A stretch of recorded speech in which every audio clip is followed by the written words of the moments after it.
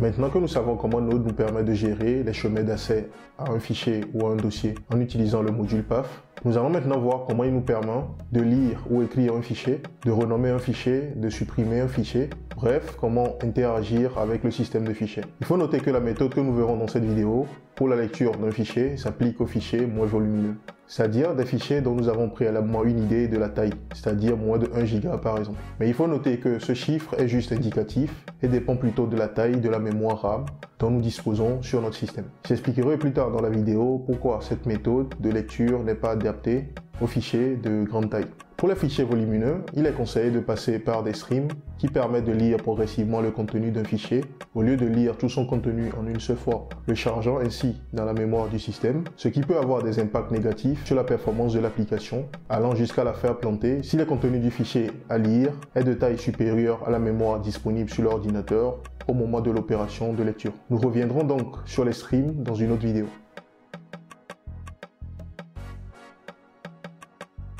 Je vais commencer par expliquer pourquoi je disais dans l'introduction que la méthode de lecture que nous verrons dans cette vidéo est à utiliser pour les fichiers moins volumineux. Si nous revenons au fonctionnement d'un ordinateur, sur un ordinateur ou un système, nous disposons d'une partie logicielle qui est la partie volatile, c'est-à-dire le software, et d'une partie matérielle, physique, tangible, que nous appelons le hardware. La partie matérielle peut se résumer essentiellement au processeur que nous appelons le CPU, qui est l'organe de traitement ou de calcul, c'est-à-dire le cerveau du système. En plus du CPU, nous avons une mémoire RAM qui est une mémoire de stockage temporaire, généralement de faible taille. La mémoire RAM, elle, de son côté, est utilisée pour le stockage temporaire des données qui sont nécessaires à un traitement par le CPU ou pour stocker des données, le temps qu'elles soient traitées par le processeur. Il faut noter que cette mémoire est vidée lorsque l'on éteint la machine ou le serveur et que le processeur ne travaille plus. En plus de ces deux éléments essentiels que sont le processeur et la RAM, on a également le disque dur qui est une mémoire de stockage permanente qui permet de stocker des données même lorsque l'ordinateur est éteint. Lorsque nous démarrons un programme ou une application, c'est-à-dire le software, l'application est d'abord chargée temporairement en mémoire, de même que les données nécessaires à son exécution, c'est-à-dire les variables que nous avons déclarées dans notre programme, etc. Le CPU assure le traitement des tâches en exécutant les instructions dictées par le programme. Les données nécessaires au fonctionnement du programme sont donc gardées dans la mémoire RAM jusqu'au moment où nous en avons besoin et le temps que le processeur termine les traitements en cours. Lors du traitement, si nous avons des données que nous souhaitons garder de façon permanente, ces données peuvent être stockées sur le disque dur dans des fichiers spécifiques. Il suffit de voir les outils de gestionnaire de tâches de notre système pour voir que plus nous traitons de données ou que nous avons d'applications ouvertes, et plus la mémoire vive est sollicitée. Plus ces applications effectuent des traitements comme la compression, le décryptage, le traitement des vidéos, etc., plus le CPU est sollicité. Vous vous demandez peut-être quel est le rapport avec la lecture de fichiers et Node.js. Eh bien, lorsque nous écrivons un programme qui doit lire le contenu d'un fichier pour effectuer des traitements dessus, il faut d'abord récupérer le fichier sur le disque dur, le charger en mémoire pour que le CPU puisse l'utiliser pour ces traitements. Lorsque nous chargeons un fichier trop volumineux, et s'il n'y a pas assez de mémoire RAM disponible ou de mémoire allouée à notre programme pour charger tout le contenu du fichier, avant que le CPU ne commence par le traiter, cela fera planter notre application et cela peut aller jusqu'à faire planter tout le système dans certains cas.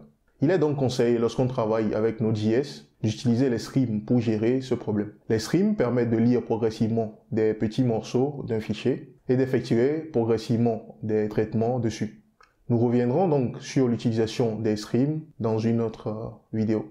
Avec ces connaissances en tête, nous pouvons maintenant revenir au sujet principal de cette vidéo, à savoir l'utilisation du module FS. Le module FS nous fournit des méthodes permettant d'interagir avec le système de fichiers de notre machine ou de notre serveur. Il permet de réaliser des opérations telles que la création, la lecture, la mise à jour, la suppression et le renommage de fichiers. Nous allons donc voir comment réaliser ces différentes opérations durant cette vidéo. Il faut noter que le module FS fournit des méthodes permettant de réaliser ces différentes opérations que nous venons de citer, soit de façon synchrone, soit de façon asynchrone. Si nous avons par exemple une application serveur qui lit le contenu d'un fichier de configuration sur lequel il se base pour démarrer, on doit lire le contenu de ce fichier de façon synchrone et empêcher par exemple le démarrage de l'application si le fichier n'est pas trouvé. Mais lorsque nous avons un service web avec un endpoint qui permet d'effectuer des traitements sur un fichier, nous devons lire ou écrire le contenu du fichier de façon asynchrone afin que notre application web ou notre service web puisse continuer à répondre aux autres requêtes utilisateurs pendant que nous traitons le contenu de notre fichier. C'est donc à nous de choisir la méthode qui répond au mieux à nos besoins. Nous allons donc dans cette vidéo voir comment fonctionnent les méthodes synchrones ainsi que leur équivalent ou la façon dont fonctionne de façon générale l'équivalent de ces méthodes avec une signature asynchrone. Concernant l'environnement de test, il contient deux fichiers. D'abord, un package.json qui décrit un peu notre application. Et nous avons ici le fichier dans lequel nous allons écrire notre code. Nous allons donc commencer par voir comment créer un fichier en utilisant le module fs. Donc ce que nous devons faire comme d'habitude, il faut commencer par importer le module en question. Donc je fais mon require ici et je lui passe le nom du module que je souhaiterais importer. Donc dans notre cas, il s'agit de fs. Donc si nous vérifions rapidement ici, donc on voit que le module nous fournit un certain nombre de méthodes qui nous permettent de réaliser des manipulations ou d'interagir avec notre système de fichiers. Donc vous allez remarquer par exemple ici que nous avons des méthodes dont le nom se termine, dont les noms se terminent par exemple par sync. Et nous avons ces mêmes méthodes sans le suffixe sync.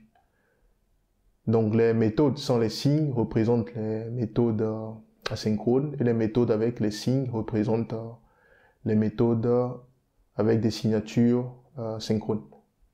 Donc si je prends par exemple le close ici, donc on voit que j'ai le close qui va représenter dans ce cas la méthode asynchrone, c'est-à-dire qui fonctionne avec les callbacks. Et nous avons la méthode qui fonctionne de façon synchrone. Donc la différence entre les deux, c'est juste ce sync à la fin qui permet d'indiquer que les méthodes suffixées avec sync représentent les méthodes synchrones. Donc à nous de choisir la méthode en fonction de l'utilisation que nous souhaitons faire.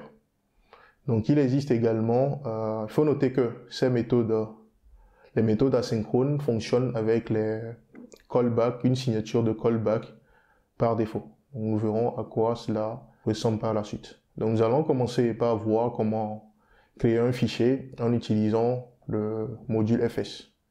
Donc pour créer un fichier, il y a différentes façons de faire. Soit on utilise la méthode open qui prend en paramètre le chemin d'accès ou le nom du fichier que nous souhaitons créer. Donc je peux créer un fichier file.txt de cette façon. Donc la méthode open, comme dans la majorité des langages de programmation, c'est une méthode qui permet à la fois de faire des opérations de lecture ou d'écriture sur un fichier. Donc on précise dans un premier temps le nom du fichier et puis un flag qui nous permet de dire par exemple est-ce que nous voulons ouvrir le fichier en lecture, en écriture, ainsi de suite. Donc dans notre cas, nous allons dire simplement que nous voulons ouvrir le fichier par exemple en lecture. Donc je peux mettre R dans ce cas pour le flag. Donc lorsque je vais dire que c'est une lecture, c'est du read, donc R. Pour une écriture, c'est du W. Lorsque je veux faire l'écriture, lecture, écriture, je peux utiliser R+. Donc il y a différents flags qui peuvent être utilisés. Donc vous pouvez après regarder dans la documentation par vous-même pour avoir une idée des différents flags qui sont possibles avec cette méthode. Donc il faut préciser pour le fichier qu'on veut l'ouvrir, le flag d'ouverture du fichier. Donc on précise ensuite le callback. Donc il y a des options supplémentaires qu'on peut préciser. Si on veut ouvrir le fichier par exemple avec l'encodage UTF-8, etc. Donc ici, nous allons juste préciser le paramètre qui va représenter le callback. Donc ici, nous allons juste passer une fonction ici qui va représenter le callback vu que nous sommes en train d'utiliser la méthode asynchrone. Donc ce qu'il faut savoir ici au niveau de Node.js de façon générale, les callbacks sont des callbacks qui fonctionnent, qui ont une signature errorFS. ErrorFS, ça veut dire que pour tous les callbacks qui sont utilisés avec Node.js, c'est que le premier paramètre représente toujours l'erreur qui est émis lors de l'opération que nous sommes en train d'effectuer. Et le second paramètre représente généralement soit la donnée que nous voulons lire, l'information dont nous avons besoin, etc. Donc la règle générale, c'est que pour un callback au niveau de Node.js, le premier paramètre représente toujours l'erreur. Donc c'est une signature classique. Et les autres paramètres représentent en fonction de ce que nous souhaitons faire d'autres valeurs. Donc ce qu'il faut savoir au niveau du open, le deuxième paramètre représente ce qu'on appelle le file descriptor, c'est-à-dire un objet qui nous permet de manipuler le contenu de notre fichier. Donc ici, nous pourrons dire simplement ici, faire un console log ici. Mais avant de faire le console log, donc vu que nous sommes en train d'utiliser la méthode des callbacks, donc nous pourrons vérifier ici s'il y a une erreur ou pas lorsqu'on essaie de faire l'opération. Donc ici, on essaie d'ouvrir le fichier en mode lecture. Donc on peut dire ici que s'il y a une erreur, alors ne continue plus l'exécution et affiche un message un certain message d'erreur. Donc on peut dire ici affiche-nous l'erreur en question. Et sinon, par exemple, affiche ici que nous avons pu ouvrir plutôt le fichier de façon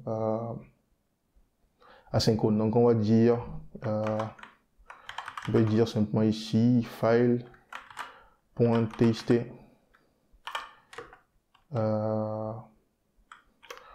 open. Donc on peut dire un truc comme ça. Donc on va tester ce code pour voir ce que ça donne. On joue, j'exécute le code. Donc on me dit ici que ce fichier, par exemple, n'existe pas. On dit no such file or directory. Donc ça veut dire qu'il n'arrive pas à trouver le fichier en question dans mon répertoire ici. Donc je vais juste remplacer ceci en mode écriture. Donc je reset.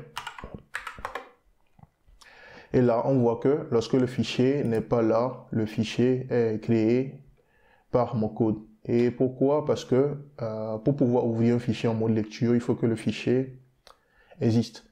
Alors que le mode d'écriture, ça suppose que je veux effectuer un traitement ou écrire dans le fichier. Donc si le fichier n'existe pas, le fichier sera créé automatiquement. Donc c'est une façon de créer des fichiers en utilisant la méthode open. Et ce dont il faut se rappeler ici, après avoir fini de réaliser des traitements sur notre fichier, il faut se rappeler pour fermer le fichier. Donc pour réaliser cela, le FS offre une méthode close pour pouvoir fermer un file descriptor. Donc on va indiquer juste le file descriptor ici. Et comme nous sommes en train d'utiliser également une méthode qui est asynchrone, donc le deuxième paramètre sera encore une fois le callback. Donc on va juste mettre le callback ici qui va prendre également en paramètre une erreur à afficher lorsque la fermeture ne réussit pas. Donc je peux mettre ici un console log ici pour afficher l'erreur en question.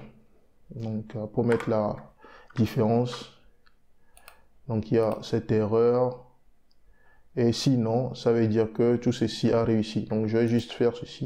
Donc if erreur, donc s'il y a l'erreur qui se produit, alors je fais un traitement spécifique ici.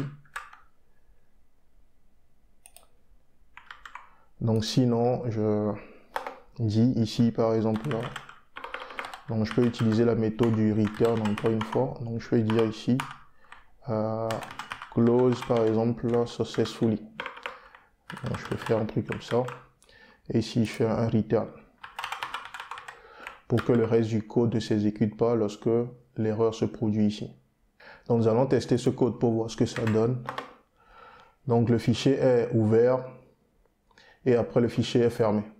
Donc on peut utiliser des méthodes fournies par FS pour réaliser selon ce que nous souhaitons des opérations d'écriture en utilisant le file descriptor que nous avons ici. Donc c'est une façon de fonctionner, c'est une première façon de créer un fichier et de pouvoir effectuer un traitement dessus. Donc encore une fois, le open nous permet de réaliser à la fois des opérations d'écriture, de lecture, etc. en utilisant une seule méthode. Donc il suffit d'indiquer le blanc flag ici pour pouvoir effectuer le traitement dessus. Donc la deuxième méthode de création d'un fichier qu'on peut utiliser est la méthode WriteFile qui nous permet d'écrire dans un fichier donné. Donc là, on précise juste le chemin d'accès au fichier en question ou le file descriptor comme c'est indiqué ici. Ensuite, on précise les données que nous souhaitons ajouter dans le fichier. Et enfin, le callback, vu que nous sommes en train d'utiliser une méthode qui est asynchrone. Donc ici, je peux déclarer une constante pour éviter de saisir à chaque fois le nom du fichier que nous souhaitons manipuler. Donc supposons ici que je supprime ceci. Donc là, je peux dire par exemple que je suis en train de créer un fichier. Je fais un WriteFile et que je veux écrire une certaine donnée dedans. Donc ici, je veux rien écrire comme test, donc je passe un test vide comme valeur de test à écrire à l'intérieur. Ensuite, je précise mon callback. Donc la règle, c'est que nous avons l'erreur et le error first. Donc ici, on va juste dire que si une erreur se produit, alors arrête l'exécution. Donc on peut faire ceci.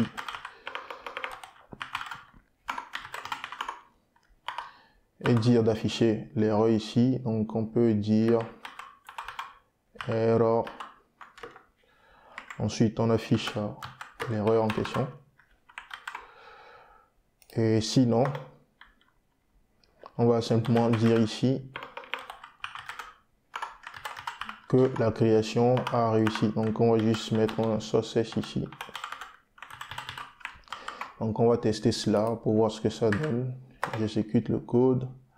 Là, j'ai une erreur. Il me dit que file not defined. Ok, c'est parce que j'ai pas passé le bon paramètre ici. Donc c'est file name au lieu de file. Ok, donc je reprends. Donc on voit que le fichier a bien été créé. Donc si on ouvre le contenu, on voit que ce fichier ne contient rien. Maintenant, revenons ici. Nous venons de voir comment créer un fichier. Donc on peut également créer un fichier et écrire directement à l'intérieur. Donc pour cela, il suffit de passer le test que nous souhaitons écrire ici. Donc supposons que j'ai un test qui représente pour moi les données que je souhaite insérer dans mon... Les données que je souhaite insérer par exemple dans mon fichier. Donc je vais faire quelque chose comme ça. Donc supposons que ici, ça représente pour moi la ligne 1.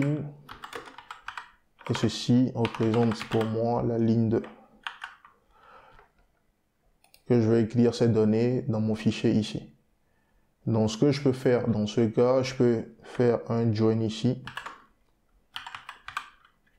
Et vu que le caractère anti/n représente un retour de ligne ou une fin de ligne, donc je peux utiliser cette façon de faire pour écrire dans mon fichier en question. On va voir ce que ça donne. Donc lorsque j'ouvre le fichier,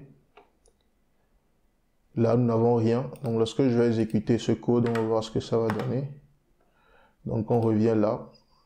J'ai mon test qui est écrit de cette façon.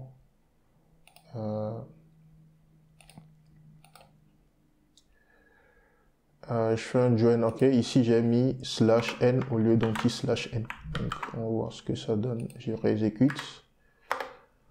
On ouvre le contenu du fichier, on voit que j'ai mes deux lignes qui ont été créées. La première ligne avec l'anti/n et la seconde ligne qui a été ajoutée. Donc c'est une façon d'ouvrir un fichier et d'écrire directement à l'intérieur du fichier. Ce qu'il faut noter avec cette façon de faire, c'est que, supposons que je mette ici ceci. Donc la particularité du WriteFile, c'est qu'à chaque fois qu'on utilise cette méthode, elle va écraser le contenu du fichier avec la nouvelle donnée que nous lui passons ici. Donc si on réexécute, si on regarde d'abord le contenu actuellement, c'est line 1, line 2. Mais lorsqu'on va réexécuter ce code, on va voir que le contenu sera remplacé par la nouvelle valeur qu'on a passée ici, c'est-à-dire la nouvelle donnée. Donc la particularité de cette méthode, c'est que d'abord, si on supprime le fichier, si le fichier n'existe pas, elle crée le fichier en lui mettant, en insérant à l'intérieur la donnée que nous lui passons. Mais si le fichier existe déjà, comme ici par exemple, et que nous lui passons une certaine donnée, donc supposons que nous passons ici,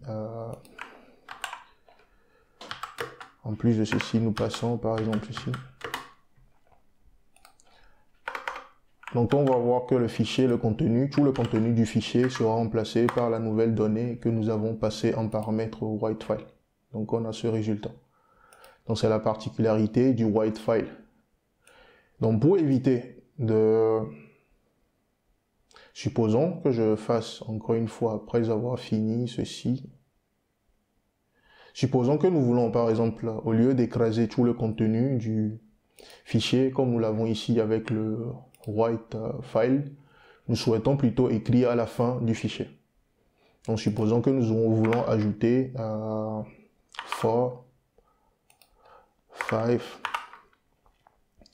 et puis 6 à la suite de notre fichier qui contient déjà des données. Donc avec le write file, si nous procédons à l'exécution du code, ça va écraser tout le contenu que nous avons actuellement. Donc lorsque nous voulons réaliser l'ajout à la fin d'un fichier existant, on peut utiliser la méthode append file. Donc append, c'est un terme technique utilisé dans la manipulation des fichiers qui permet de dire que nous ajoutons les nouvelles données à la fin du fichier. Donc on va exécuter ce code et voir ce que le fichier va contenir à la fin. Donc on le voit que là, le reste du test s'est ajouté à la fin du contenu que nous avons avant. Donc l'ancien contenu c'était ceci. Donc on voit là que les données se sont ajoutées à la fin de ce fichier. Donc c'est le append file qui nous permet de réaliser cela. Donc vous allez remarquer que la seule chose que j'ai changé ici, c'est le nom de la méthode. Mais la signature, c'est à peu près la même chose. Et au niveau du callback, c'est toujours la même signature, c'est-à-dire le error fest. Nous allons maintenant voir une méthode qui nous permet de renommer un fichier. Donc pour renommer un fichier, il suffit d'utiliser la méthode... donc je peux mettre tout ceci en commentaire. Donc pour renommer un fichier, on utilise la méthode rename. Donc jusque là, nous voyons l'utilisation des méthodes qui fonctionnent avec des callbacks. Donc dans le cas du rename, par exemple, supposons que nous voulons réaliser ça de façon synchrone. Donc on peut faire ceci, dans ce cas. Et lui passer en premier paramètre le nom du fichier original, donc file name dans notre cas, et comme second paramètre le nom du fichier à la fin, c'est-à-dire le fichier destination. Donc on peut dire par exemple qu'on remplace notre file par file2.txt comme ça. Donc on va exécuter cela. Donc ici, vu que c'est une exécution synchrone, si une erreur se produit, donc du coup ça va faire planter le reste du code. Donc du coup je vois que ici mon fichier a été renommé de file txt en file2.txt. Donc c'est cette façon, c'est le rename qui nous permet de réaliser cela. Donc son équivalent en mode asynchrone est le rename comme ça. Donc là, il faut juste se rappeler de passer ici un callback au cas où il y a une erreur, donc de traiter l'erreur dans ce cas. Nous allons maintenant voir comment procéder à la suppression d'un fichier. Donc là, nous avons notre file2.txt. Avant de procéder à sa suppression, nous allons plutôt voir comment créer une copie d'un fichier. Donc pour créer la copie, donc on va utiliser la méthode fs copy file. Donc lorsque nous voulons réaliser une copie asynchrone, on l'utilise de cette façon. Sinon, on utilise la méthode sync pour son équivalent sync pour une copie synchrone. Donc là, je précise juste mon file name. Donc là, il faut juste que je me rappelle pour remplacer ici par file2, vu que c'est le nouveau nom de fichier. Donc je précise ensuite le chemin de destination. Donc ce que je vais faire ici, je vais juste utiliser ce nom, le nom original. Donc je vais ramener ça à file.txt. Donc vu que je suis en train d'utiliser la méthode sans le suffixe sync, il faut que je précise le callback au cas où il y a une erreur. Donc je précise ici encore une fois le error fest.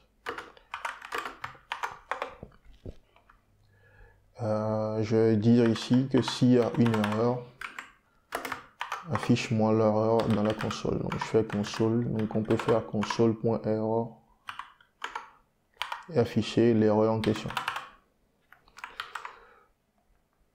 Donc sinon, donc ici je fais un return et là je dis juste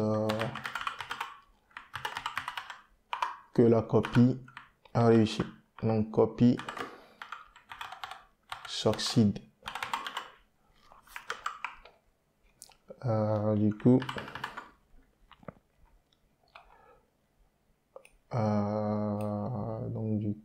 oui, on a le fichier à copier, la destination. Donc j'exécute le code. Donc je m'attends ici à avoir un deuxième fichier qui sera file.txt. J'exécute le code, on me dit copy succeed. Donc j'ai les deux fichiers qui ont été créés et la copie qui a été créée. Donc on va comparer le contenu. Je prends le file 2. On a ces éléments. Je prends file.